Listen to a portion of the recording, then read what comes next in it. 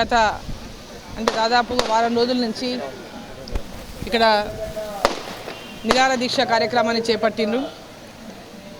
వాళ్ళకి ఇండ్ల స్థలాలు కానీ ఇండ్లు కానీ ఇప్పటిదాకా ఈ ప్రభుత్వం ఎలక్షన్ల ముందు ఇచ్చిన హామీ నెరవేర్చలేదని, గత ప్రభుత్వం కూడా బీఆర్ఎస్ ప్రభుత్వం కూడా జర్నలిస్టులకు డబుల్ బెడ్రూమ్ ఇండ్లు ఇస్తామని చెప్పి ఆనాడు డబుల్ బెడ్రూమ్ ఇండ్ల మాట చెప్పి, అంతకుముందు నేను ఇక్కడ జిల్లాలో మంత్రిగా పనిచేసినప్పుడు ఆనాడు మంత్రిగా ఉమ్మడి ఆంధ్రప్రదేశ్లో మంత్రిగా పనిచేసినప్పుడు జిల్లాలో ఉన్నటువంటి జర్నలిస్టులకు అందరికీ కూడా, జిల్లా హెడ్ క్వార్టర్ జర్నలిస్టులకు అందరికీ కూడా వాళ్ళకి ఇంటి స్థలాల కోసం స్థలాలు పంపిణీ చేయడం జరిగింది. అయితే బీఆర్ఎస్ ప్రభుత్వం అధికారంలోకి వచ్చిన తర్వాత ఆ స్థలాలన్నీ లాక్కున్నది డబుల్ బెడ్రూమ్ ఇస్తామని.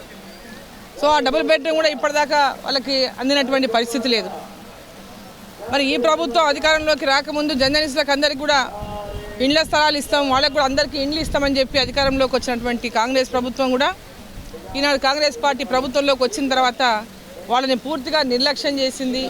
జర్నలిస్టులు అందరూ కూడా ఈరోజు ఇండ్లు లేవు, మాకు ఇండ్ల స్థలాలు లేవు, మేమందరం కూడా గూడు లేకుండా మా కుటుంబాలని మరి ఇవాళ అంటే సాగేటటువంటి పరిస్థితులు చాలా కష్టంగా ఉంది మాదందరిది కూడా. కాబట్టి ఒక జర్నలిస్ట్ కూడా మృతి చెందడం జరిగింది. ఎంతోమంది వయసు కూడా మళ్ళీపోయింది, అడిగి వాళ్ళు నిరాశ చెందిపోయి కూడా కొంత చనిపోయినటువంటి వాళ్ళు జర్నలిస్టులు. సో ఈ రాష్ట్ర ప్రభుత్వం, రాష్ట్ర ముఖ్యమంత్రి రేవంత్ రెడ్డి గారు మహబూబ్నగర్ జిల్లాలో ఈ ధర్నా మరి పెద్ద ఎత్తున దీక్ష చేస్తున్నటువంటి జర్నలిస్టులకు అండగా నిలబడాలని, వాళ్ళకి భరోసా కల్పించాలని. ఎందుకంటే దాదాపు ఇప్పటికే 19 నెలలు అవుతుంది అధికారంలోకి వచ్చి మీరు, మరి వాళ్ళు కోరుతున్నటువంటి కోరిక మీరు ఇచ్చినటువంటి హామీలో భాగమే. కాబట్టి వాటిని ఎమ్మడే వారికి అందరికీ కూడా ఇండ్ల స్థలాలు అదేవిధంగా ఇండ్లు కేటాయించాలని చెప్పి వేదిక ద్వారా ముఖ్యమంత్రి గారిని నేను కోరుతాను.